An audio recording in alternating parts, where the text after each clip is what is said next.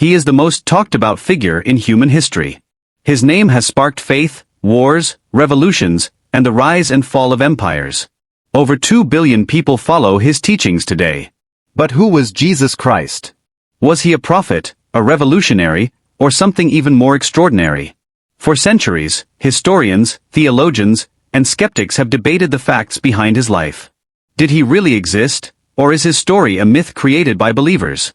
If he did exist, what do we truly know about him beyond religious texts? Many people believe they know his story, but history tells a different tale. There are ancient texts, Roman records, and Jewish writings that paint a picture far more complex than what is traditionally taught. To uncover the truth, we must separate faith from history, strip away legend from reality, and travel back 2,000 years, to the land where it all began. The world into which Jesus was born was a land on the edge of revolt. First-century Judea was not a place of peace. It was a province under Roman occupation, filled with political unrest, religious tensions, and economic hardship. The Roman Empire controlled the region with an iron fist, collecting heavy taxes, enforcing strict laws, and crushing any signs of rebellion. The Jewish people, once an independent kingdom, now lived under the rule of a foreign power they despised. For centuries, the Jewish people had held onto a prophecy, that one day, a Messiah would come. A leader, chosen by God, who would overthrow their oppressors and restore Israel to glory. But the Messiah they expected was not a preacher. He was supposed to be a warrior king, a ruler in the line of David, who would drive out the Romans with a sword. They waited for a savior, but they never imagined he would come in the form of a carpenter's son from the small town of Nazareth. Jesus was born into a world of division. On one side were the Sadducees, the wealthy and powerful elite who cooperated with the Romans. On the other were the Pharisees, religious leaders who strictly followed Jewish law and saw Rome as an unholy force. Then there were the Zealots, rebels, warriors who wanted to overthrow Rome by any means necessary. And in the shadows, watching everything, were the Romans themselves, led by governors like Pontius Pilate, whose only goal was to keep the peace, at any cost. This was the world Jesus would walk into. A world where every word, every action, could be seen as a threat to the empire. But there is a mystery at the very heart of his story. For centuries, scholars have debated whether Jesus was truly a historical figure or simply a myth. What proof do we actually have that he existed? Most of what we know about Jesus comes from the New Testament, written decades after his death. But are these texts reliable? Were they written by eyewitnesses, or were they altered over time? Outside of religious scriptures, there are historical sources that mention a man called Jesus of Nazareth. The Roman historian Tacitus, writing in the early 2nd century, describes how Emperor Nero blamed a group called Christians for the Great Fire of Rome, and he refers to their leader, Christus, who was executed under Pontius Pilate. This confirms that by the time of Nero, there were already followers of Jesus who believed he had been crucified. Another source is Flavius Josephus, a Jewish historian writing around 93 AD. He briefly mentions Jesus, describing him as a wise teacher who performed surprising works and was condemned to death by Pilate. But some scholars argue that parts of Josephus's writings were later altered by Christian scribes to make Jesus appear more divine. There is also the Talmud, a collection of Jewish writings compiled centuries later, which refers to a man named Yeshua, who was accused of sorcery and misleading the people. This suggests that Jesus was seen as a controversial figure, even among his own people. But despite these references, one thing remains strange. There are no Roman records of his execution. For a man who supposedly caused such a stir, led a large following, and was put to death in a public trial, there is an unusual silence in the official records of the time. So what does this mean? Was Jesus just another wandering preacher whose story grew over time? Or was he something more? Regardless of the missing records, his influence cannot be denied. He was about to begin a mission that would change the world forever. But what exactly did he teach? And why did his words make him such a threat to the most powerful empire on earth? Jesus did not come as a warrior. He did not raise an army. He did not attack Rome. And yet, he became one of the greatest threats the empire had ever faced. Unlike other preachers of his time, Jesus spoke in parables, short, simple stories that carried deep meanings. His message was radical. He spoke of a kingdom that was not of this world, of a God who did not belong to any one nation. He preached love over law, mercy over judgment. To the common people, this message was hope. It was the promise that the poor, the sick, and the outcast mattered as much as kings and priests. It was revolutionary. It was dangerous. Because to the religious elite, the Pharisees and Sadducees, Jesus was a threat to their authority. If the people started following him, what would happen to the temple? To the traditions? To the power they had over the masses? And to the Romans, he was something even worse. In a world ruled by emperors and governors, where Rome's power was absolute, here was a man speaking of another kingdom, one that had nothing to do with Caesar. His followers called him the Messiah, a title that meant anointed one, a leader chosen by God to save his people. This was the kind of title that started revolts. The kind of title that got people killed. And yet, Jesus did not seek violence. He refused to take up arms, refused to fight. But this only confused the people more. If he truly was the Messiah, why wasn't he raising an army? Why wasn't he marching on Rome? Even his closest followers, his 12 disciples, did not fully understand him. They believed in him, but they also feared him. They had left their homes, their families, everything to follow him. But the closer they got to Jerusalem, the more dangerous the journey became. Because the moment Jesus set foot in the city, everything would change. The most defining moment of Jesus' life was approaching. For years, he had traveled through the villages and towns of Judea, gathering followers, performing miracles, and spreading his message. But his greatest test awaited him in Jerusalem, the heart of Jewish power, the seat of Roman control, the one place he could not go without consequences. But he went anyway. Riding on a donkey, Jesus entered the city as crowds laid down palm branches before him, shouting, "Hosanna! Blessed is he who comes in the name of the Lord." It was a welcome fit for a king. It was also an act of defiance. To the religious leaders, this was blasphemy. To the Romans, this was a challenge. A man being treated like a ruler, surrounded by a growing crowd, entering the city during the most important Jewish festival of the year. This was a recipe for disaster. And then, Jesus did something no one expected. He went to the temple, the very heart of Jewish religious life, and flipped over the tables of the money changers, driving out merchants and declaring that they had turned God's house into a den of thieves. It was a direct attack on the system. A challenge to the religious elite. A moment of defiance that made one thing clear. Jesus was not just another preacher. He was a man who was willing to take action, to disrupt the order of things. And that was the moment his fate was sealed. Within days, the leaders of the temple began plotting his arrest. The Romans, fearing another rebellion, started watching him closely. Even his own followers began to question what he was doing. And among them, one man made a choice that would change history forever. Judas Iscariot, one of his closest disciples, went to the priests and made a deal. For 30 pieces of silver, he would betray Jesus. The countdown to his execution had begun. The sun had set over Jerusalem. The city was restless, filled with pilgrims celebrating the Passover. But inside a quiet upper room, Jesus gathered with his 12 disciples for what would be their final meal together. There was tension in the air. Jesus knew what was coming. He knew that one of his own would betray him. And in that moment, he made a chilling prophecy. "One of you will betray me." The disciples looked at each other in disbelief. Who could do such a thing? But Judas Iscariot already knew. He had already taken the money. He had already made the deal.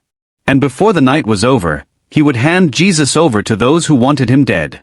After the meal, Jesus led his followers to the Garden of Gethsemane, a secluded spot outside the city where he often went to pray. It was there, in the stillness of the night, that he faced his greatest moment of fear. He knew what was coming, the beatings, the humiliation, the cross. And in that moment he prayed, asking if there was another way. "Father, if it is possible, take this cup from me." But there was no other way. As he finished praying, footsteps echoed in the distance. A group of armed men, led by Judas, arrived. And with a kiss, the most infamous kiss in history, Judas marked him for arrest. The disciples panicked. One of them, Peter, drew a sword and struck one of the soldiers, but Jesus stopped him. "Put your sword away. Those who live by the sword will die by the sword." He did not resist. He did not fight.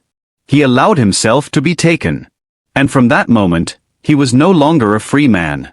The religious leaders had him in their grasp. Now, all that remained was the trial. Jesus was dragged before the high priests, beaten, and interrogated. They demanded to know if he truly claimed to be the Son of God. When he did not deny it, they had all the evidence they needed. But there was a problem. The priests had no power to execute anyone. Only the Roman governor, Pontius Pilate, could give that order. So they took Jesus to Pilate, presenting him as a political threat, a man who claimed to be king of the Jews. If Jesus was calling himself a king, that meant he was challenging Caesar himself. Pilate was not convinced. He did not see a dangerous revolutionary, he saw a quiet, beaten man who seemed no threat at all. He asked Jesus directly, "Are you the king of the Jews?" Jesus replied, "My kingdom is not of this world." It was an answer that was both mysterious and infuriating. Pilate did not want to execute him. He offered to release him as part of the Passover tradition, allowing the crowd to choose between Jesus and a known criminal, Barabbas. But the priests had already stirred the crowd. The mob, once welcoming Jesus with palm branches, now roared for his blood. "Crucify him," they shouted. Pilate washed his hands of the matter, symbolizing that this was not his decision, and gave the order. Jesus was flogged, beaten until his back was shredded. A crown of thorns was pressed onto his head. He was mocked, spat on, and forced to carry a heavy wooden cross through the streets of Jerusalem, toward a hill called Golgotha, the place of the skull. There, he was nailed to the cross. For hours, he hung in agony. Soldiers gambled for his clothes. People mocked him, shouting, "If you are the Son of God, come down from the cross." But he did not. And then, in his final moments, he cried out, "It is finished." And with that, he took his last breath. At that moment, according to the Gospels, the sky darkened, and an earthquake shook the land. The temple curtain, separating the people from the holiest place in Jewish worship, tore in two. Jesus of Nazareth was dead. But was this really the end? Because what happened next would shake the world forever. Jesus had been executed. His lifeless body was taken down from the cross and given to a man named Joseph of Arimathea, a secret follower of Jesus who was wealthy enough to afford a rock-cut tomb. The body was wrapped in linen and placed inside the tomb, a massive stone rolled in front of the entrance.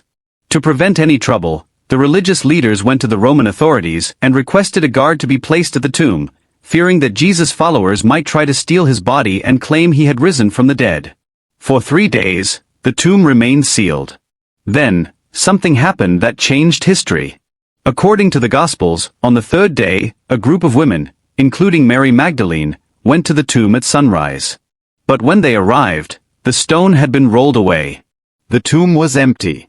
Jesus' body was gone. Some accounts say that an angel appeared to them, declaring, "He is not here. He has risen." Others described the women running in terror, unsure of what had happened. News of the empty tomb spread quickly. The disciples were in shock. Some ran to see for themselves. Others hid, fearing that they would be the next to be arrested. And then, the most astonishing claims began. Several of Jesus' followers reported seeing him alive.